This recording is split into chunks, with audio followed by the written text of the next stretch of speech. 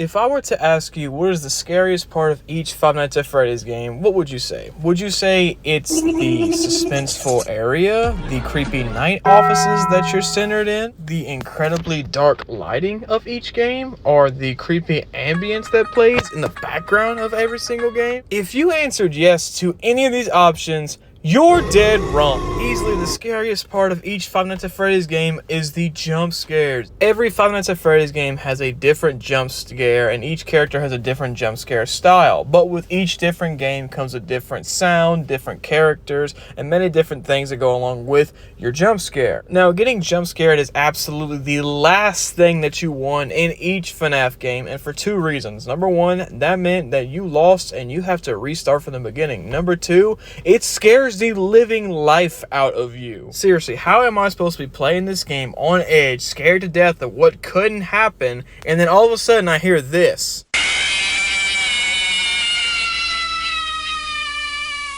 Yeah, that's gonna scare everything in your body right out of you, trust me. As I said, every single FNAF game has jump scares, and some are good, some are very bad. Some I question exactly how the hell they made it into the final game itself. But that's what we're here to review today. Today I'm going to be ranking some of the best jump scares at Five Nights at Freddy's and easily some of the worst jump scares at Five Nights at Freddy's. And without further ado, let's get right on into it. I'm gonna go ahead and point out the elephant in the room here and point out the absolute worst jump scares in the Five Nights at Freddy's, and that is easily anything related to Sister Location. I'm sorry, but Sister Location is already one of the worst games in the FNAF franchise, and the jump scares are so mediocre and mid, it's not even remotely scary, and it doesn't even sound anything like the jump scares we get in the first 4 games. Just listen to this.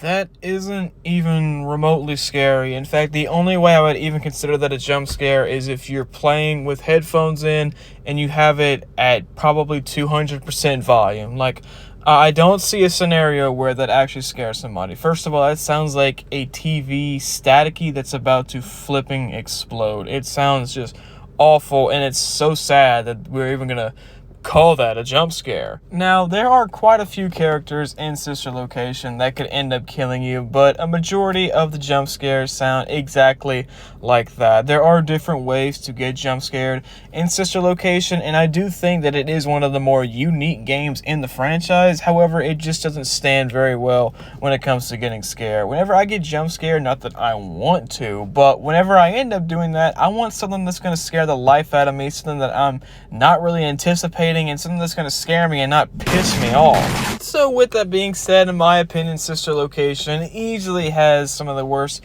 jump scares in the game, but believe it or not, there's actually another game in the FNAF franchise that are not quite as bad as Sister Location, but definitely a very close second to them. And those jump scares are going to be from Five Nights at Freddy's 3. Look, I've already disclosed this in a previous video. I don't like the third Five Nights at Freddy's game, and it's for many different reasons, but one of the bigger reasons in there is the jump scares are so lacking of scary. Like, just listen to the sound of the jump scare and then watch it play out.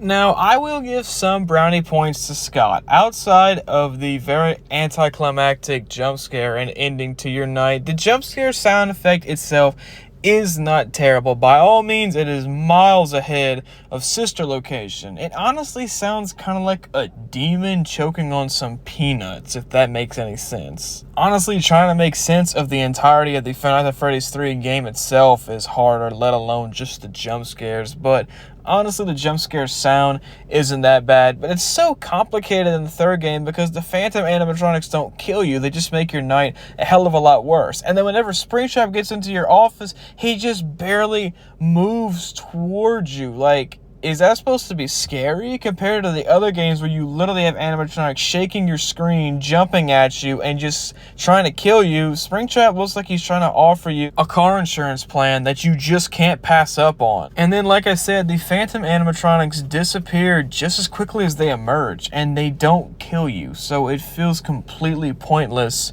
for their actions, and it's so annoying. Just the game itself is so annoying. The jump scare sound effect is really not that bad, but the jump scare itself is so lackluster and just not even remotely scary. I'm starting to realize that like the halfway point of this video, I'm not pinpointing jump scares exactly from each one. I can make a separate video about that, you know, my favorite jump scare from worst to best in each Fnaf game, but for this one I'm just going to pinpoint the Fnaf games itself. I'm not an individual jump scare, so I do apologize for the people that were expecting me to do that. I can make a whole separate video on that, but for this one I'm just going to be talking about the games itself. Now those are really the two worst Fnaf games with jump scares that are absolutely terrible, and this next one that we're going to be talking about isn't necessarily the best one, but it also isn't necessarily the worst one. It kind of falls down the path of mid. It's not good, it's not bad, and that is Five Nights at Freddy's 2's jump scares. Now, in Five Nights at Freddy's 2, there are a grand total of 10 characters that can kill you in that game. So that's 10 different jump scares that you're looking into. And the animations for these really aren't terrible, honestly. They honestly have some of the better animations in the game, if we're being honest. You have Foxy that's jumping at you. You got Toy Bonnie that's jumping at you. Most of the animatronics are jumping at you compared to some of them that rip your mask off and just, you know, scare you like that. Some of the animations you're going to see are actually pretty impressive, as well as the sound. I think the jump scare sound is honestly one of the kind of weaker ones in the franchise, as it really kind of sounds kind of odd and goofy a little bit, but it's also very brief and straightforward.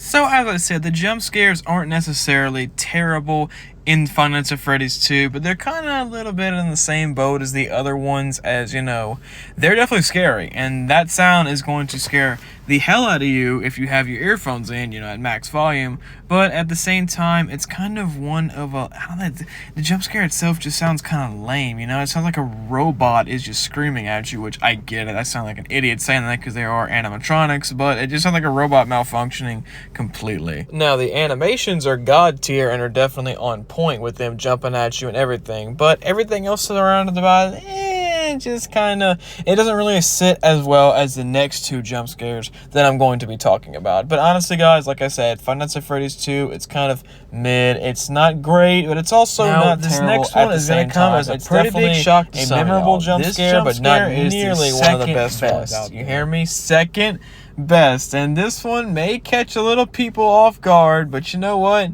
I'm going to shoot my shot and say it. The second best jump scares is going to be the original Five Nights at Freddy's jump scares. I get it. I'm probably letting so many of you people down by saying this. I know everybody thinks that the original to every single franchise is the best, but that's just not the case for me, honestly. In my opinion, it's the second best, and we're going to get into the first best later on. But this one, I think, is definitely a god tier jump scare. Like, just listen to this blood curdling jump scare sound.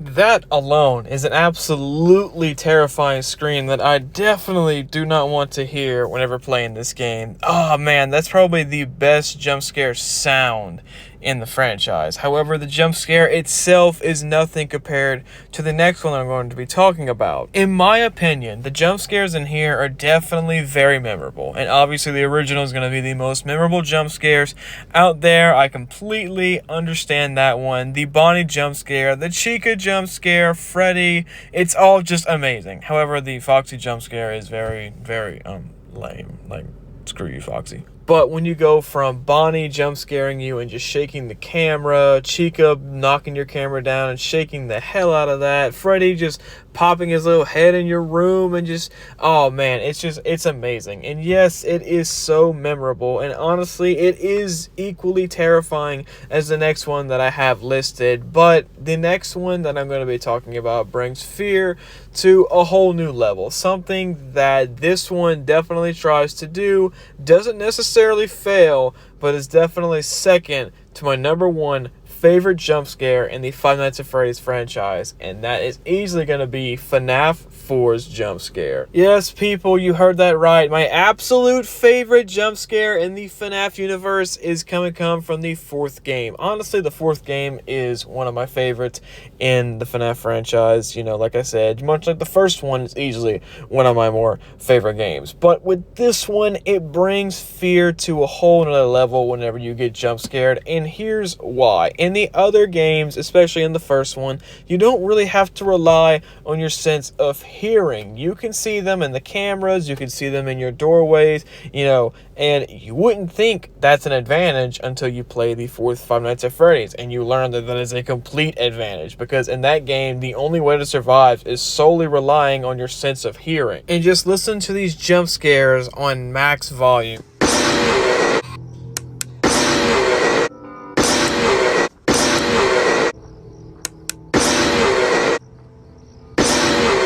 Like I said, that game is easily the scariest game in the franchise. The fact that you have to rely solely on your source of hearing just to get you through each and every night is absolutely terrifying. Like I said, in the other games, it doesn't feel like an advantage, but it sure is knowing exactly where the animatronics are. Whether they're in your door light, in a separate room, on the camera system, you can see where each animatronic is at. You don't have that here in the 4th one. You have to literally go to the door, and if you hear breathing, do not turn on the flashlight, or you're literally going to get jump scared. You can see them at the end of the hall if you hear maybe some footsteps, but do you trust what you're hearing? It's absolutely terrifying, and the scream itself sounds demonic. It's loud, it's terrifying. The game itself is absolutely horrifying and takes fear to a whole nother level. Scott seriously hit the nail on the freaking coffin whenever he made this game. It's so perfect, and I love the 4th Five Nights at Freddy's so much, and it is easily, in my opinion, the scariest jump scare in the FNAF franchise. Well, that's going to wrap it up for today's video, guys. I'm sorry if I disappointed y'all talking about maybe y'all thought I was going to do individual jump scares. I can make a separate video ranking every single jump scare, and I can also do a separate video of ranking the best jump scare and the worst jump scare throughout the entire FNAF franchise, not just individual games. I'm talking about characters individually on their own. Thank you guys so much for watching this video. If you enjoyed it, make sure to hit that like button. Go ahead and comment down below if you guys want to make more videos like this, and make sure to smash that subscribe button, guys. Seriously, it means the world to me. The channel is continuously growing at a fast rate, and I can't thank you guys enough for all the love and support y'all have shown me in these recent months. Thank you guys so much, and I'll see you in the next one.